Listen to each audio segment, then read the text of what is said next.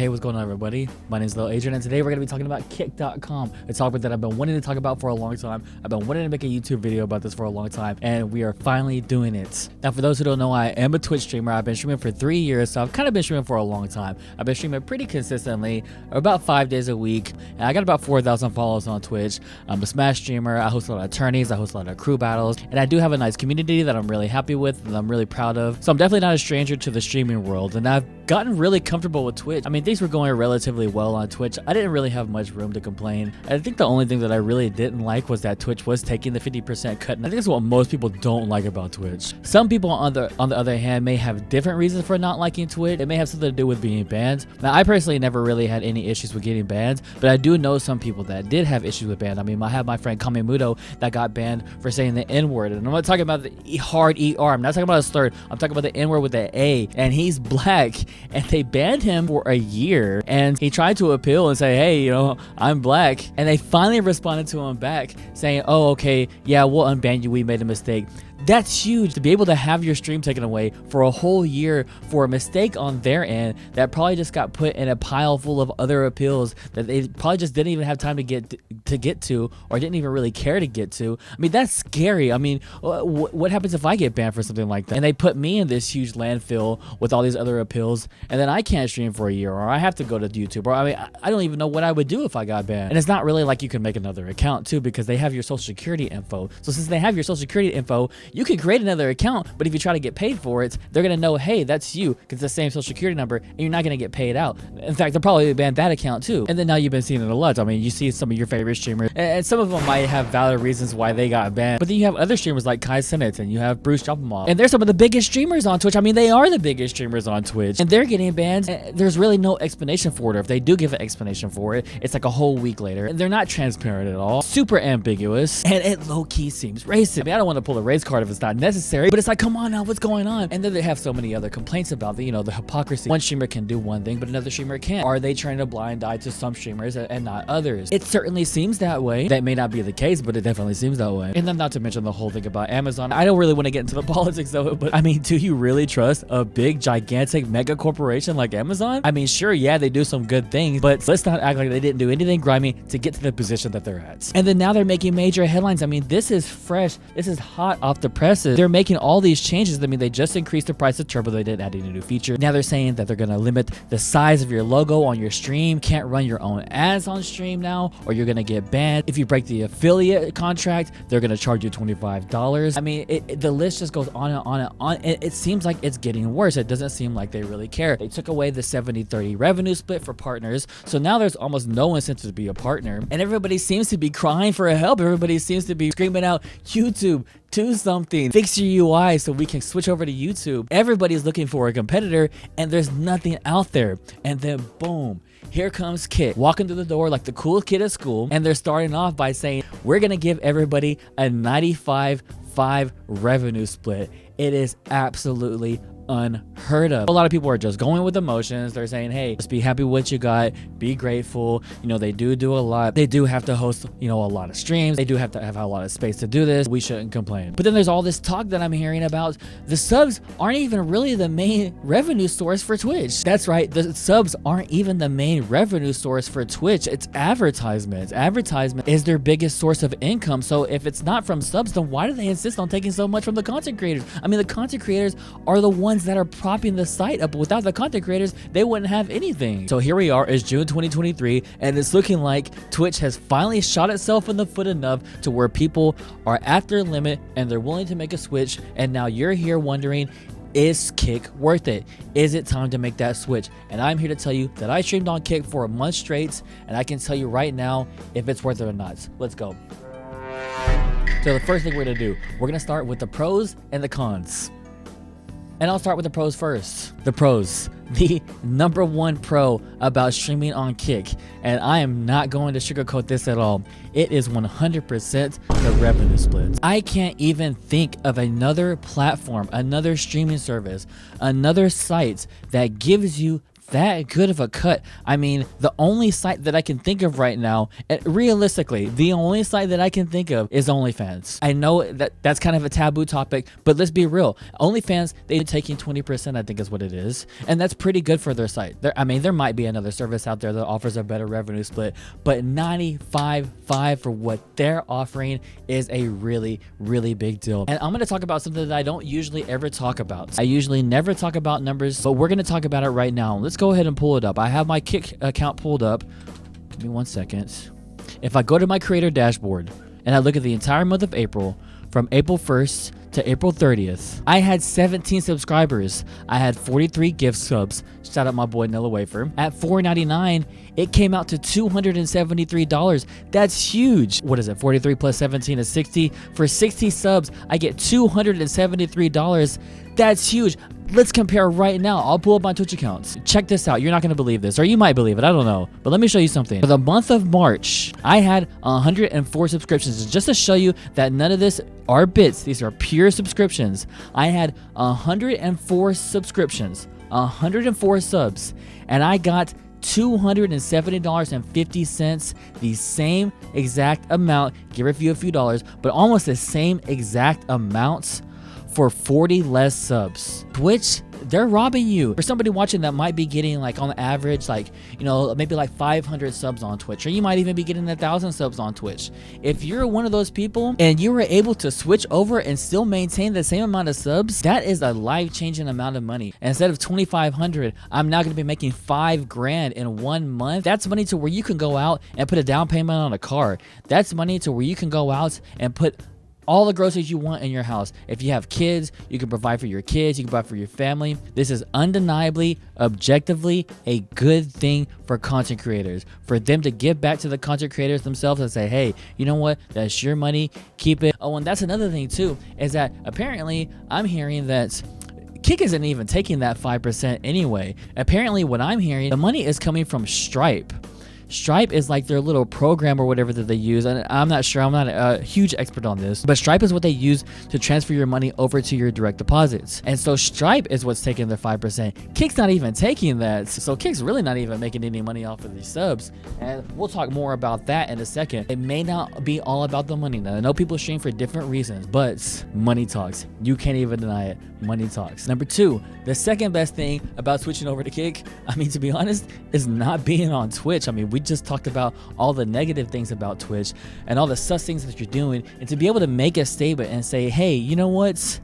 Let's stick it to the man. Let's say, no, we're not supporting that anymore. There are options out here. We are going to switch over. We are going to stand up for ourselves. And to be able to take that stand and say, hey, I'm over here now and I'm still doing it, it feels good. And that rolls over into some of my next points. Just being able to try something new, just being able to be innovative, be able to be the first person to say, hey, I'm on Kick. Let me explain to you how this works. Here are the overlays that you could use. For me to be able to be the first person in my peer group to successfully stream on Twitch and to become affiliates and to be able to help them and to be able to be that leader, to be that guidance, you know, it felt good. That ended up being a positive thing for me, being a positive thing for me streaming on Kick. And then also just making new friends. I mean, there are different people on Kick. It's a whole different avenue. You're really truly pioneering something new, and everybody else that's streaming on Kick, they have their own complaints and concerns about why they're streaming on Kick and not streaming on Twitch. I mean, everybody knows about Twitch now. If you're not streaming on Twitch now, there's a reason why you're not streaming there. Everybody seems to be convicted. They seem to be streaming on Kick for a reason. And so it's nice to be able to find like-minded people. Another big reason for me streaming on Kick is not having to worry about being banned. I mean, I told you about my friend, and I also had to worry because I streamed VR chat a lot. And for those who don't know, it's basically a virtual reality thing that you can use on PC, and you can use it with your Oculus Quest or your VR headsets, and people create these worlds. You can go with them, you can chat with people, and naturally, there's a lot of trolls. And if they find out you're streaming, they're gonna go there and they're gonna say slurs, and they're gonna try to get you banned on Twitch. They're gonna find your Twitch account, they're gonna go, they're gonna clip it, they're gonna report it. It's happened to me several times, and I never truly expressed how I felt about it whenever I was streaming those VR chat streams. I mean, I acted like I didn't care, but it was a serious concern of mine. I mean, after the streams, I would go and I would see that the people, they would clip the slurs And I know that they were submitting it to Twitch. I mean, that's what they do. That's what they wanted. That's what that got them off. And so for me to be able to stream VR chat and to be able to say, hey, you know what? You dropped a slur. I don't support that. That's not me that's saying it. But if it does happen to come out and it does get aired live on stream, I don't have to worry about getting banned for that. They have a very reasonable staff. There's no inconsistencies. They're very honest and open, upfront, and transparent. They do communicate with you. I have communicated with Kick before. I did get banned on Kick one time. I'll tell you just a real quick story. We were testing the waters when I first started streaming on Kick, and I wanted to see if I could stream WrestleMania. Literally within 2 minutes, I had Kick staff in my chat saying, hey, this is DMCA. You have to stop streaming or we'll take your stream down. I ended up continuing streaming. I did get shut down, and my Kick chat was still active. I mean, I had OBS still open, and I was saying, hey, I just got banned, and they were still in chat, and they were saying, hey, you didn't get banned, you just got shut down. If you promise not to stream WrestleMania anymore, we'll let you have your stream key back. I said, okay, I promise I won't stream WrestleMania anymore. And sure enough, in about a couple of minutes, I got the word from the Kick staff. He said, hey, you're good to go now. And I was live back again on Kick like no problem. And I'm hearing stories like this from a lot of people where there's a misunderstanding and they do get banned, but it's only a temporary ban. They discuss it with the Kick staff. They say, hey, this is what we allow, this is what we don't allow. If you don't do this, we'll let you back. Shake hands, we're all good. We're past this thing on Twitch where you go into the junk pile like I talked about and they don't get to you for a year. And it's possible that Kick may become so big that they aren't able to have the staff to get to all these appeals, but it seems like for the time being, the staff at least is showing that they care, and that means a lot. And to be able to say that I'm part of a platform, that I support the staff and I trust their vision, I do think that's a huge pro for this platform. No ads. Finally, those stupid little pesky ads are gone. And I'm talking about like 1 out of 6 ads. Like I'm talking about like each ad is like 30 seconds long. 2 of your favorite smashers are playing on stream and you can't even watch it because you're sitting there and you're watching ads. It seems to be getting worse. But Kick, there's no ads. There's actually no ads.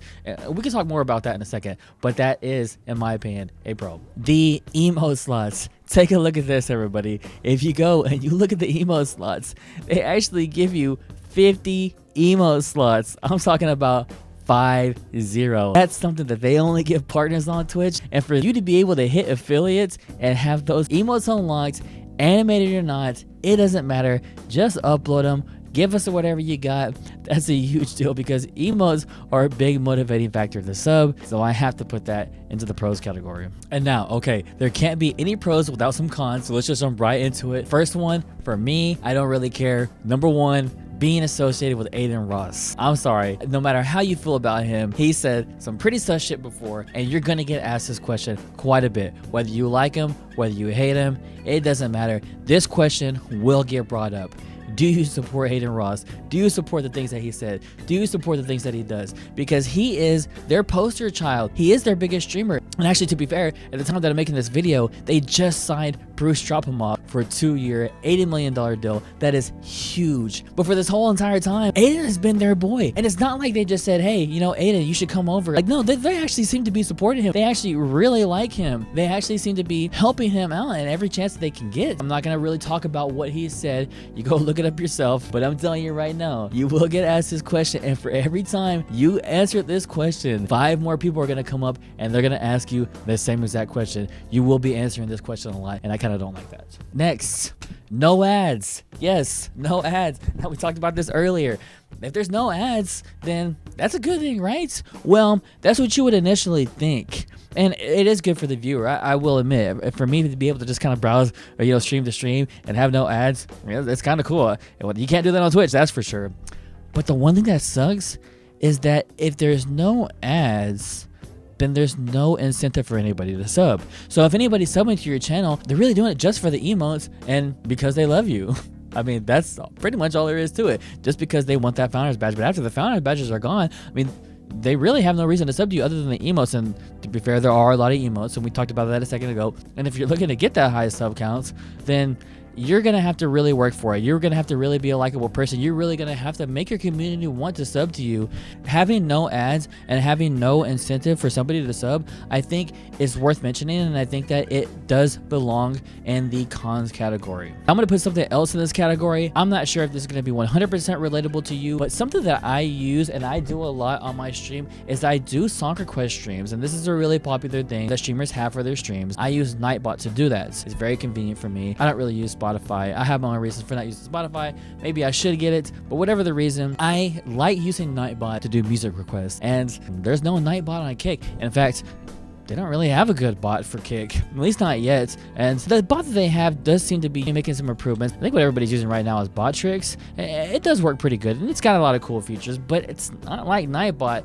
Nightbot, it has a lot of stuff, but unfortunately it's just not quite there yet. And that's kind of the thing with Kick, is that everything's so close to being like Twitch, but it's not quite there yet. It does kind of make it to where I do still want to do some streams on Kick, because I gotta have Nightbot to do those song requests. Another thing that might not be relatable for you, but I do a lot of Smash streams, and I do a lot of best of 3s and best of 5s with viewers, and the bot that I use is called Smash for You bots. It's a bot that's enabled on Twitch, and it's really convenient. You're able to set up a queue, you're able to set up a line, people can join. All I do is hit ! Join, it sets up a line. It's very convenient. You hit next, you can skip your spot online. I really like it. It's just like Nightbots. And I mean, a lot of times what I would do is I would do the music request streams, the same stream that I would do the best of 3s and best of 5s with viewers, without having those bread and butters that I was so used to and so accustomed to on Twitch.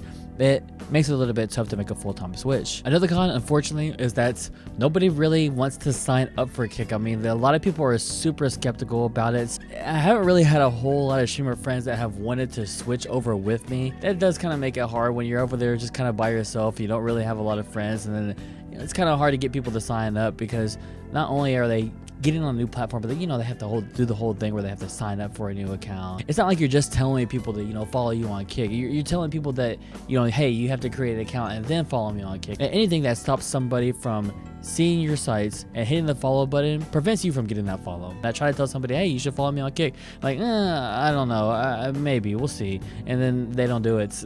That kind of sucks. Things could be so great, and I share the same community with a lot of my streamer friends too. So if I was able to stream on Kick with all my friends, and we could share communities like how we do on Twitch, it'd be a beautiful thing. Another con are the gift subs. Apparently, I thought this was gonna get worked out, but you're not able to gift subs on the mobile app, and just the mobile app is just kind of scuffed in general. I mean, it crashes a lot, doesn't really work that well, and I anticipate that they'll probably fix that. But one thing that I thought that they would be able to fix was gifting subs on the app, but I don't think that that's gonna happen, because it came out that they couldn't come to an agreement with Apple, because apparently Apple was taking a cut. It's very similar to the Fortnite Apple thing, where they had the Fortnite mobile app, but they had to take it off of the Apple store because Apple wanted a cut. And without people able to give subs on the app, and then also just the app in general kind of being scuffed, I'm gonna have to add that to the list of cons too. And lastly, this is a big one, the clipping. Apparently, you can't clip VODs on Kick.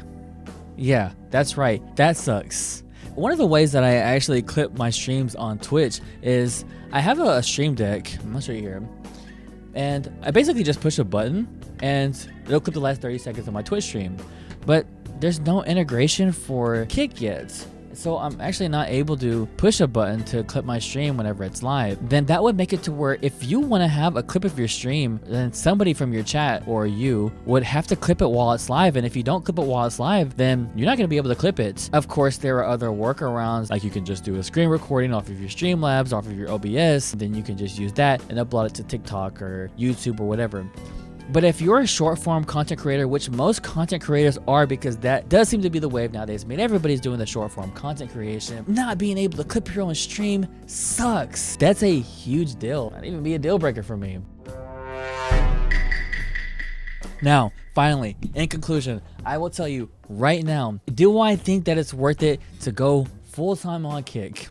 Is it worth it to make the switch to Kick full-time?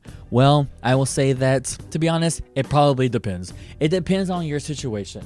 Because if you're a small-time streamer and you're trying to grow on Kick, I do think that it's somewhat difficult to grow on Kick. I don't think they have a whole lot of categories for like old school games. I mean, they have the categories for the new games, but a lot of these old school games they don't have categories for. Like if you want to stream a Super Nintendo game, or Nintendo game, chances are you're gonna have to be in the retro category. They're not even gonna have a category for it. And then you'll have a lot of people that will watch your stream, but you know, people are just kind of checking out Kick. They're unsure. They want to pull it up. Maybe they pulled up your stream. They don't want to make an account. They want to follow. It might not be a great platform to grow on. But if you are already an established streamer, like how I was, I had 4,000 followers on Twitch. I was getting, you know, 40 viewers consistently. I had, you know, 100 to 300 sub counts. It was easy for me to transition over to Kick and say, hey, let's all move over here and kind of maintain about the same average. Now I'm going to tell you, am I going to continue to stream on Kick? The answer is no, probably not. The reason why is the clipping issue. That for me, to not be able to push a button and just have the last 30 seconds clipped, for me not to be able to clip VODs, it unfortunately is a deal breaker for me. So until that gets figured out, until they establish these connections with Streamlabs, until they establish connections with, you know, the Elgato Stream Deck, so I can just, you know, push that button, until they figure out and work out those kinks. And to be fair, they are in beta, so I give them a break. But until they figure that out, I probably will just continue to stream on Twitch, and then, you know, periodically do some streams on Kick. You know, if I'm feeling like doing a risky VR chat stream, or maybe a Jackbox stream or whatever, then, you know, I'll boot up the Kick stream. But for now, being able to have those clips ready to go so I can upload straight to TikTok, so I can upload to YouTube, that is going to be the main reason why I'm just going to continue to do it on Twitch. Anyway, guys, I hope you liked the video. My name is Lil Adrian. Don't forget to like and subscribe. Follow my Twitch stream, follow my Kick stream, follow my Twitter accounts, join my Discord. And yeah, that's pretty much it. I'm out. Hope you enjoy the video.